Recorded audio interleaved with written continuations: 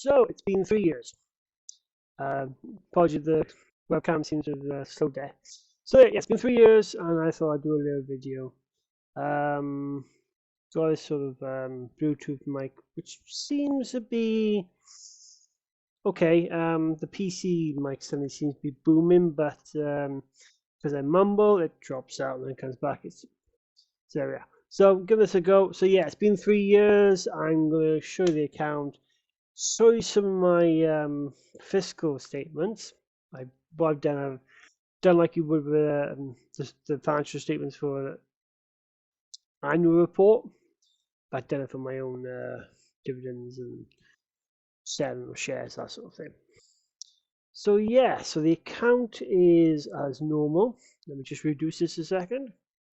So here it is as normal. I'm now up to £12,718. So when I initially started, I had money set aside in different savings account. Since then, after the first year, I've been just putting money in from where I got paid. So that's been quite nice. I would have only put in £3,120 last year, as in just 2022, but I ended up paying £800 more than what I should have at one point. So I did have a couple of months where I wouldn't put anything into the account. I wouldn't add into any positions, so some of them are down quite bad. Well, not as bad, but I'm down 27% on a couple for a reason, because I didn't have any money to chuck in to average down on them. So yeah, they're down worse than what they could be for that reason. So let's say we've got 12,718 invested. Now we have got a loss of 8.72%, but because I did 635 for this fiscal year, that actually means I've only got a net loss of 474. Actually not bad at all. In fact, if you actually took the income from dividends and my profit from selling of shares this year, I did do £1,003. So that would actually be £6 loss instead. But it is what it is, right? So there we are. I'm not too bothered, to be honest. It's 8%. It's not as bad as what it was last year at one stage. It was bad. It went down to 1,500 quid, and it was due in last October. So I put no money in, and yeah, it took a whack, and then bounced back up as usual. So it is what it is. So yep, that was the UK turmoil last year, and then the US had its turn, which ended up giving me a go for this year. I'll explain in a second and come to the end of it. So yep, that's the account in a minute. Dividends now total is 1,156, and the total are from selling shares is £908. Deposits was quite a fair bit, and I also took quite a bit of cash out for other savings, which included £800 for emergency fund. But because even though I'm seen as a capital withdrawal, from like a business perspective, it's more of a distribution to owners, so it's more like a dividend from the business, technically, sort of thing. So from one perspective or the other, I'm either doing very well in terms of retained earnings, or I'm not doing as well as what I should. But my fiscal statements I'm going to show you are based on it being a distribution to an owner. I'm going that technicality, so it's classed as dividends being paid out. So I am down a fair bit more than what I should be. But there we are. That's that. So I'll show you that in a second. So the yield for the actual portfolio it's just shy of 5%. So we got 635. That's what we did in terms of dividends. Divide that by 12, 718, and it's 4.99%. Just shy. So I do have a lot of 4.7%ers in terms of dividend yields. I've got a couple of 8%ers there. But overall, we seem to be hitting that 5% mark that I'm happy with. In fact, had I not put any money in this week, we would have definitely hit that 5%. I put money in. So there we are. It's that thing. So yep, we're now going to have a look at my financial statements. I've laid them out as a rough guide and in the way you would read them on a financial statement for annual report. So here's 2020, right? So we did, but we're on a journey, so maybe it is we, I don't know. Profit from selling the shares was £270, £79 in dividend income. That's not bad. And for the first year, I was messing around, and then 350 in total. I've done a makeshift balance sheet. I can't really think what to put for liabilities than maybe stamp duty. Don't know on that one. There's no like monthly costs or anything like that, so then we had the combined cash flow.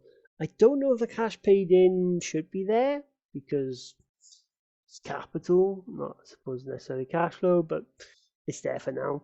Then I've made a makeshift equity, right? So got your capital plus retained earnings all together, assets equals liabilities and equity. So sort of thing, counting principles. And then what I've done, I've got two. So I've got one purely for dividends income, and the other one then is for dividend income and selling shares. So should be bottom selling shares, but it's a little bit too long. So with that, where I took out money, and then Trading212 also had a couple of charges as well, because I took a loss eventually on a reverse stock split with a Canadian cannabis stock, which was up when I sold it, but due to some mathematics, I owed them, so that's fine. They took that out, and then a couple of other charges as well for a couple of other things. So that was that, and then the rest I took out. So like 370 I took out. So that's in total. It was £370 capital withdrawal from my perspective, but we're going with a distribution to owner perspective here. And then the two together, so that means I'm not too bad there, right? So then we have 2021s. Let's have a look what we got here. Oof, I've moved things around. What did I do that for? Right, okay. I'll have to do. So, doing it again. So we had £268 from selling shares. Then £427 from dividends. It's like 5 times the amount of what I did. I technically 5.4 times. I did work it out. My calculator. So there's that. No expenses. I'm not really including. Reason but I'm not doing them is because the bloody transactions I did in 2020. It's ridiculous. I looked at one saying I did a statement which you get from print off on your PC from Trading212, and it was over 1,000 bloody lines of this. So I was like, what? Absolutely ridiculous. And no plan, no nothing. Just going for it, whatever. So I might actually put the expenses in and get a little bit more accurate. So I will go sit down and painstakingly go through it. I think I've kept the original and just I've taken this out. I can figure out a way of it. So I've got that. So that's where it is there. There's my makeshift balance sheet, which is carrying from last year into this one. There's my makeshift cash flow. There's the 820 I took out. Again, it's capital draw, but hey, it's a distribution to owner in this case. And after that, then we're down massively on the income only, and not too bad on the income and selling shares. sale of shares, whatever. Share selling, either one. And then coming to the final year. So, £368 from 7 shares, £635 from income, and that's £1,003. I'm happy with that. There's your balance sheet, and then your cash flow again, and only £75 this year actual distribution to owner, because I wanted to watch Netflix for a few months free, and that's the idea of this eventually. But also, if you do find yourself at the minute struggling to pay the odd bill and you have got dividends coming in, it ain't gonna hurt you to actually have a bill or two. It really ain't gonna hurt you. It's not just a long-term gain. If you can use them in the short term as well, all the better, right? Because not everybody can realistically afford to see all this money coming in and not actually access it until they're like 60 or something. All right. There's compounding, but the reality is compounding takes place at a certain amount. Did see somebody say the other week it started around about 10 grand, compounded a bit more, but you're talking big numbers. So if you're bringing in 50 quid a month, 30 quid a month, you could do that with extra cash. Don't be afraid to call upon it. All right. So that's my cash flow.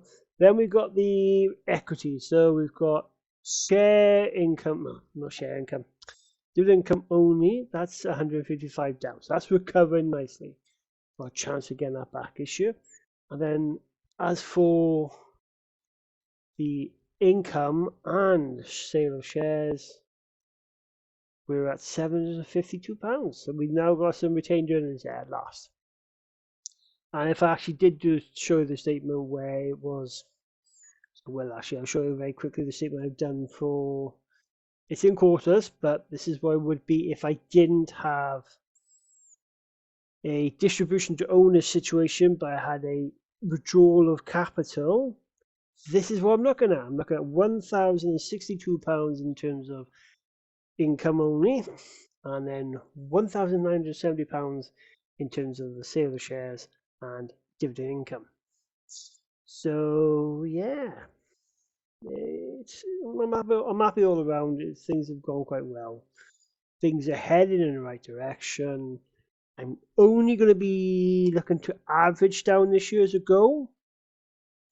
And another goal mainly is to stick to 20% of my gross income each week. Gross pay, I should say, each week. In terms of putting into account. Don't need to be putting any more in. 20% is fair enough. If I find I've got some spare cash at the end of the year, I want to chuck in as a bonus, by all means. But otherwise, I need to stick to that minimum amount, which is about 60 quid a week at the minute. So if I do a little bit of overtime, a bit more. But typically, I'm doing about 60 quid a week. That's not too bad. I would like to actually put myself in a position where I'm mainly only buying a minimum of 100 shares, but there's a couple of stocks that I can't do that on. And then the other one really is to actually allow my dividend income to build up each month. Well, I should say build up to the end of the month. Or maybe actually build for a couple of months. I don't know. I do find as soon as they come in, I kind of want to chuck them into things. I'm not investing into the same stock necessarily, because it's not really going to compound much until you've got a good number of shares there. So that's that, and I think I've got a few seconds left. I'm simply going to say this: enjoy your journey this year, all the best with it, and if you have got this far, drop me a comment, let me know how your journey has been going. If you've got a YouTube channel, drop me a link and I'll check it out. But yeah, good luck with your investing journey, whether you're income investing, capital gains, what have you. And I will see if you are my one return subscriber, I will see you at the end of the month for February's dividend update. So that is my 3-year anniversary over and done with.